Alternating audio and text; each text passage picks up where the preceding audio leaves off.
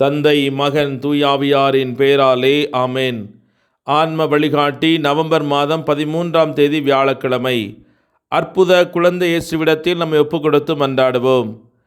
இனிய குழந்தை இயேசுவே, உமது குழந்தை பருவத்தின் பேருண்மைகளை வியந்து உம்மை ஆராதிக்கின்றோம், உம்மை அன்பு செய்கிறோம், உம்மை மகிமைப்படுத்துகின்றோம். எங்கள் மீது கொண்ட அன்பால் எங்களுக்காக நீர் ஒரு குழந்தையாக பிறந்தீர். எனவே உமக்கு நன்றி கூறுகின்றோம். அந்த அன்புக்கு பதில் அன்பாக எங்களை முழுவதும் உமக்கு கையளித்து காணிக்கையாக்குகின்றோம். இப்பொழுதும் எங்கள் வாழ்நாள் முழுவதும் உம் திரு குழந்தை பருவத்தின் புண்ணியங்களை எங்களுக்கு அளிக்குமாறு உம்மை இறைஞ்சி கேட்கிறோம். அன்புள்ள இயேசுவே, உமது தாழ்ச்சியையும் பிறப்பையும் கீழ்ப்படிதலையும் எளிமையும் எங்களுக்கு தந்தருளும்.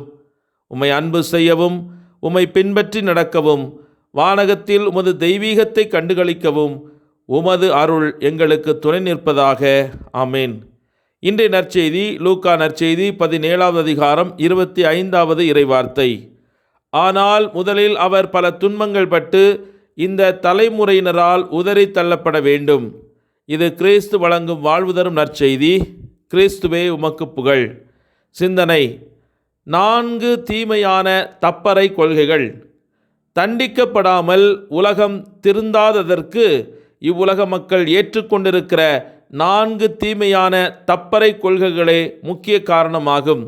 அவைகளாவன: முதலாவது மாடர்னிசம், நவீனம்; இரண்டாவதாக கம்யூனிசம்; மூன்றாவதாக லிபரலிசம், சுதந்திரம், கட்டுப்பாடின்மை; நான்காவதாக சாட்டனிசம், சாத்தானுடைய மதம் ஆகியவையே. மாடர்னிசம் என்னும் நவீனம் பழமை என்பது கூடாது, பாரம்பரியம் ஆகாது, எல்லாம் புதிதாக வேண்டும், எல்லாவற்றையும் மாற்றியமைக்க வேண்டும். இதுதான் நவீனம். இதனால் பாவ புண்ணியம் இல்லை, மோட்ச நரகம் இல்லை, சரி தவறு இல்லை என்ற வாழ்க்கை முறை இன்று மனிதரிடத்தில் புகுந்துள்ளது. இரண்டாவதாக கம்யூனிசம் என்னும் நடைமுறை நாத்திகம். கடவுள் இல்லை, இருந்தாலும் அவர் தேவையில்லை. உலகம் இருக்கிறது, விஞ்ஞானம் அதை வளர்க்கிறது. மனிதன் உலகை ஆளுகிறான், மனிதனே கடவுள். கடவுளை அங்கீகரிக்காத அகங்காரம் இது. இதனால்தான் கம்யூனிச ரஷ்யாவை எனது இதயத்திற்கு அர்ப்பணியுங்கள் என்று அன்னை மரியாள் கூறியதனுடைய பின்னணி.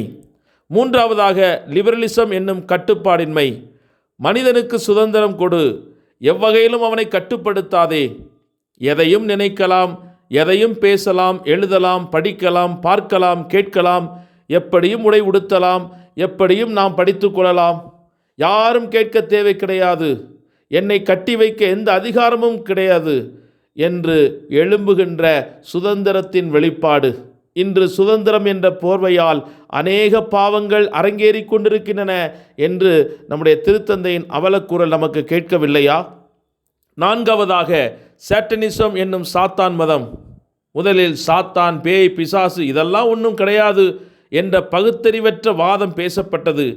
ஆனால் இப்பொழுதோ சாத்தானும் ஒரு தலைவன் என்று அவனுக்கு வழிபாடு நடக்கிறது. பில்லி சூனியங்கள் அவன் பெயரால் வைக்கப்படுகிறது. அநேக நாடுகளில் சாத்தானுக்கு மதம், கோவில், சாத்தானுடைய விவிலியம், சாத்தான் வழிபாடு எல்லாம் வந்துவிட்டன. சாத்தான் வழிபாட்டில் எல்லா கற்பனைகளும் மீறப்படுகின்றன. நரபலி, குறிப்பாக சிசுக்கொலை, சித்திரவதை, அங்கம் சிதைத்தல் போன்ற கொடூரங்கள் நடைபெற்று கொண்டிருக்கின்றன. இதற்கெல்லாம் அடியில் சாத்தானின் இரகசிய சபை உருவாக்கப்பட்டிருக்கிறது என்பதை நாம் கேட்டால் மிகுந்த ஆச்சரியத்திற்கு உள்ளாவோம். இத்தனை தீமைகளையும் பாவ அக்கிரமங்களையும் யாருடைய போதனையாலும் மனிதன் விட்டுவிடுவான் என்று எண்ண முடியுமா? இறைவனுக்கு எதிராக சாத்தான் எழுந்து நிற்கின்ற இந்த காரியங்கள் கடவுள் மனிதனை தண்டிப்பதன் காரணமாக அமைகிறது. இவ்வளவு அக்கிரமத்தில் இருக்கிற மனிதன் தண்டனையிலாவது திருந்திவிட மாட்டானா என்று கடவுள் எதிர்பார்த்துத்தான் இத்தகைய காரியங்களை நம் வாழ்க்கையில் அனுமதிக்கிறார். நீங்கள் எவரும் அழிந்து போகாமல் நிலைவாழ்வு பெற்றுக்கொள்ள வேண்டும் என்பதுதான் கடவுளுடைய திருவுளம். ஆகவே அந்த திருவுளத்தின்படி பரலோக வாழ்வைக்குள் நுழைவதற்காக இன்று கடவுள் பல தீமைகளை, சோதனைகளை, பல சிலுவைகளை நமக்கு அனுமதிக்கிறார். அந்த சிலுவைகளின் மூலமாக மீட்கப்பட இறையருள் வேண்டி இறைவனிடத்தில் நாம் இணைந்து மன்றாடுவோம். ஜெபிப்போமாக.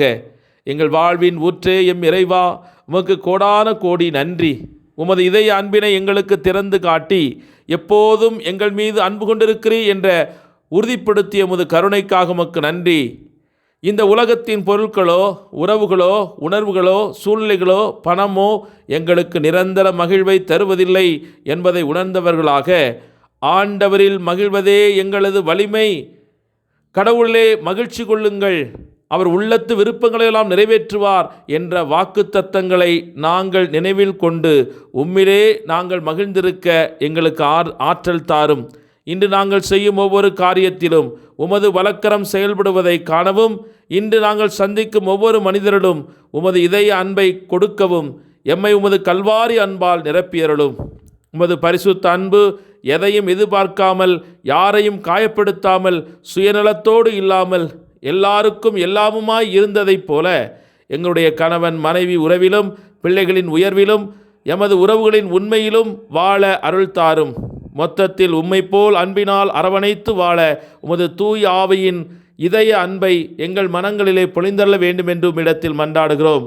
மேலும் இந்த நாட்களிலே இந்த சமூகத்தை அலக்கழித்து கொண்டிருக்கின்ற சாத்தானின் மதம், பொருளாதார சீரழிவுகள், பல்வேறு விதமான தீமையின் எண்ணங்கள், சுதந்திரம் என்ற பெயரினால் இயற்றப்படுகிற அநேக பாவ பழக்க வழக்கங்கள், இவற்றிலிருந்து இந்த சமூகத்தை விடுவிக்க ஆண்டவரே, உமது இரக்கம் நிறைந்த வார்த்தை அவருடைய உள்ளங்களிலே விதைக்கப்படுவதாக.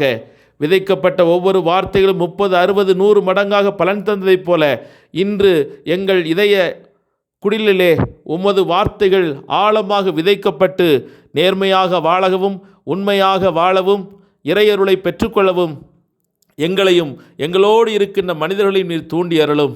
அன்பு ஆண்டவரே, எங்களை ஒருபோதும் கைவிட்டு விடாதையும் உமது இரக்கத்தினால் எங்களை நரக நெருப்பிலிருந்து பாதுகாத்தருள வேண்டும் என்று எங்கள் ஆண்டவராகிய கிறிஸ்து வழியாக உம்மை நோக்கி மன்றாடுகிறோம். ஆமேன். ஆண்டவர் உங்களோடு இருப்பாராக, உம் ஆன்மாவோடும் இருப்பாராக. எல்லாமல்ல இறைவன், தந்தை, மகன், தூய ஆவியானவர் உங்கள் அனைவரையும் நிறைவாக ஆசீர்வதித்து புனிதப்படுத்தி வழிநடத்துவாராக. ஆமேன். இயேசுவுக்கே புகழ், இயேசுவுக்கே நன்றி. மரியே வாழ்க. இயேசுவின் இரத்தம் ஜெயம்.